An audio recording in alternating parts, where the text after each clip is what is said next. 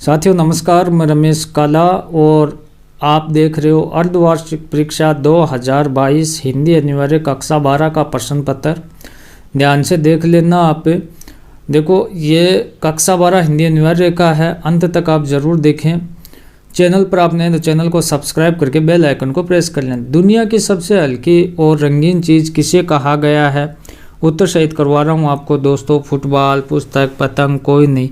तो इसमें आपका पतंग है, सही ऑप्शन हो जाएगा। नेक्स्ट आप देख सकते हो कि कविता के भावने किस काव्य ग्रंथ से ली गई है।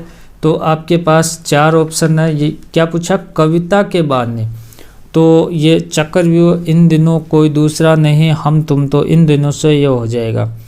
राम भक्ति पर आधारित तुलसीदास की सर्वश्रेष्ठ रचना कौन सी है? रामचरितमानस, कृष्ण गीतावली, श्रीमद् भागवत गीता, दोहावली। तो इसमें सही ऑप्शन हमारा हो जाएगा दोस्तों रामचरितमानस। एक मेरा व्लॉग चैनल है, इसी वीडियो के नीचे डिस्क्रिप्शन में लिंक है, उस चैनल को भी आप जरूर सब्सक्राइब करें साथियों। फिराक गोरखपुरी का मूल नाम क्या था? क्या पूछा? फिराक गोरखपुरी का मूल नाम क्या था? तो रघुपति, सहाय फिराक, वैद्यनाथ, नागार्जुन, राम कुमार। तो ये रघुपति सहाय फिराक हो जाएगा।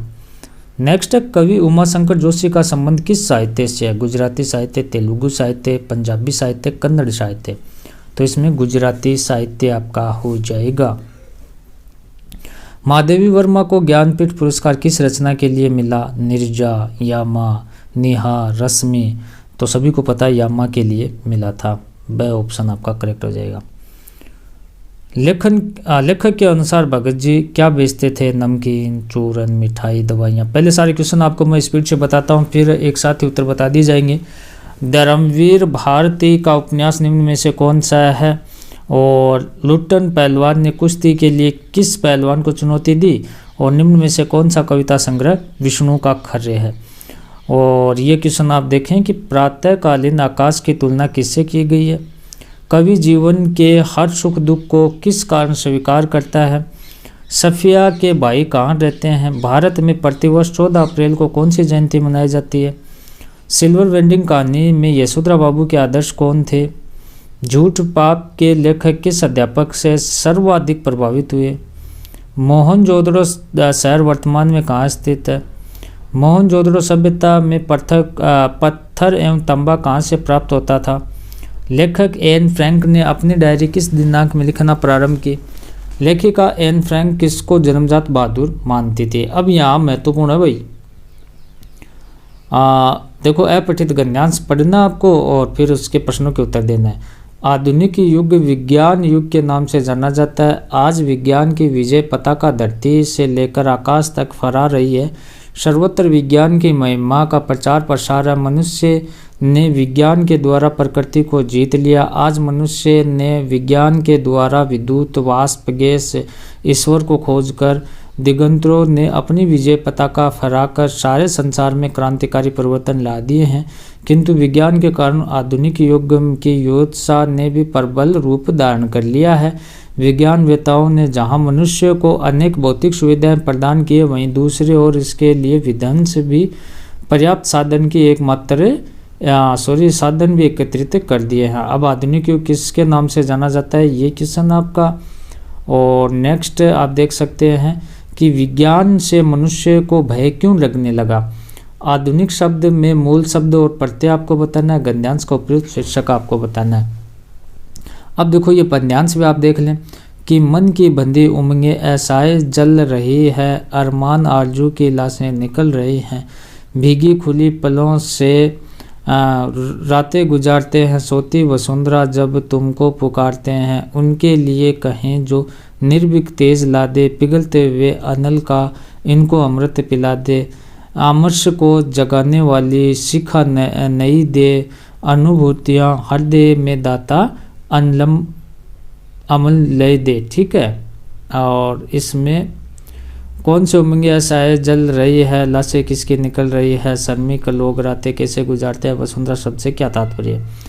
अब देखो ये गद्यांश दिया गया है, उसको पढ़कर उत्तर देने हैं। तो शेर के बच्चे का असल नाम चांद सिंह था। वह अपने गुरु पहलवान बादल सिंह के साथ पंजाब से पहले पहल श्यामनगर मेले में आया था। सुंदर जवान अंग प्रत्यंग से सुंदरता टपक रही थी। 3 दिन में पंजाबी और पठान पहलवानों ने गिरोह के अपनी जोड़ी और उम्र के सभी पट्टों को पछाड़कर अपने शेर के बच्चे को टाइटल प्राप्त कर लिए थे। इसलिए वह दंगल के मैदान में लंगोट लगाकर एक अजीब किलकारी भरकर छोटी दुलकी लगाया करते थे।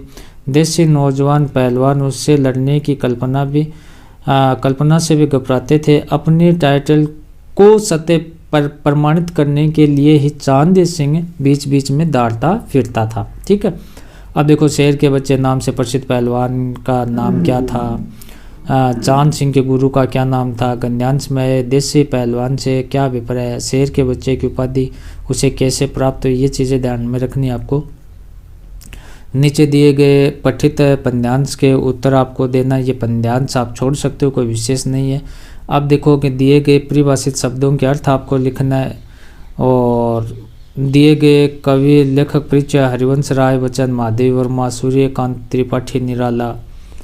अपने प्रधानाचार्य जी को अंग्रेजी के अतिरिक्त कक्षा लगवाने वाले प्रार्थना पत्र आपको लिखना है। फीस के लिए 750 रुपये मंगवाने हेतु पिता को पत्र लिखना है। दिए गए विषयों में से किसी एक पर आपको निबंध लिखना है। प्लास्टिक की थैली पर्यावरण की दुश्मन, हमारे राष्ट्रीय पर्व है, कंप्यूटर का महत्व है। और दिए गए विषयों में किसी एक पर प्रतिवेदन आपको लिखना है। वार्षिक उत्सव है, गणतंत्र दिवस है, बाल दिवस है। और कवि बादलों को किस रूप में देखता है, अथवा में क्वेश्चन है कि बालक द्वारा चांद मांगने पर जिद पर माँ क्या कहती है। परचेजिंग पावर से आप क्या समझते हैं, स्पष्ट कीजिए। बचपन की घटनाओं के 50 वर्ष बाद लेखक का क्या विचार कर रहा है। जूझ कथा के नायक की चारित्रिक विशेषता, लेखक ने मोहनजोदड़ो की जल संस्कृति क्यों कहा। कैमरे में बंद अपाहिज करुणा के मुखट में छिपी क्रूरता की कविता स्पष्ट करें। अथवा में द्विवेदी जी ने सीरीज के माध्यम से कोलाहल व संघर्ष से भरी जीवन परिस्थितियों में अविचल रहकर जिजीविषु रहने की सीख दी। किस प्रकार से ये आपको बताना है। देखो डिस्क्रिप्शन में देख लेना, आपको लिंक मिलेगा, वहाँ से आप प्रयास किया जाएगा कि आप वो लोग देखें और उस सॉल्यूशन के भी जल्द है वो आप तक प्रोवाइड करवा दिए जाएंगे। और सब्जेक्ट के पेपर अपने उत्तर से डाल रखें, वो ज़रूर देखें। धन्यवाद।